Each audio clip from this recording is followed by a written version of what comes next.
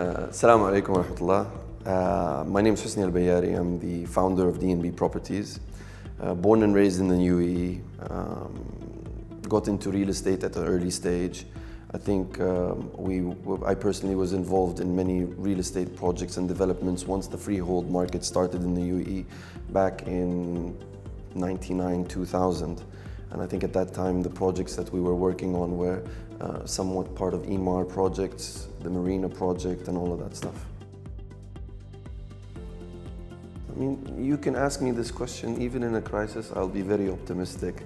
This market has been excellent for us during every period, if it was a geopolitical situation or a pandemic situation, we managed to pull through and succeed. I mean, if you've asked about D&B, we did our expansion during COVID. So in terms of my position on the market, I'm always optimistic about the market. This city has proven itself over and over and over again, and it will continue to do so. The way this city is built on the hard infrastructure, the technology-driven initiatives that they have as a city, the market is always good in Dubai. To specifically answer this on the next quarter, I'll tell you what my personal opinion is. For the last 20 years, I think what the city's been doing is laying down the foundation. When I lived on Sheikh Zayed Road in the 80s and the 90s, I think the population of Dubai was around 900,000. Today they came up with a number of around 3.5 million. Now the population has obviously increased, the infrastructure is there, the drive for the city to constantly be the best version of itself is there. Where I see this is an exponential growth for the next 10 years. But the next quarter and the next year, it's going to be extremely positive. There's a lot of factors around in the GCC area that are going to have a direct impact on us. I think the World Cup is going to be extremely beneficial for Dubai. There will be a lot of cross-pollination, I think I would call that, from a sales term. There's a lot of people that will come and visit the World Cup. They're already here, they're going to come and visit, they're going to see what kind of potential there is. I think the next 6 months, next year is going to be very promising.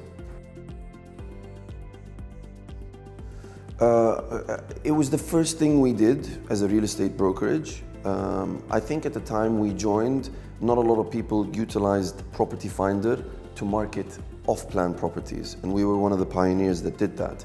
And a lot of the competition or the companies that did the same thing or focused mainly on off-plan didn't really see Property Finder as a tool that would generate business. I think we were one of the first to actually go aggressive on marketing on the off-plan sector, and we reaped the benefits. I mean, the percentages of business closed from Property Finder from day one till now has only been increasing. And it also positioned us as somewhat a serious player in the market. The partnership with Property Finder it was essential for the business. And we've been with them from day one, and we will continue doing so. The impact it had on the business is extremely positive, not just on the lead generation, but also, you know, when people who want to come into the industry or want to see who the real players are, they look at the Property Finders and they see how many listings they have. The more listings you have, the more options and opportunities you're giving these people. So it kind of also attracted the right talents to come and join us. So it had a direct impact on both building the company in a sense of teams and people that joined D&B and generating leads and revenue.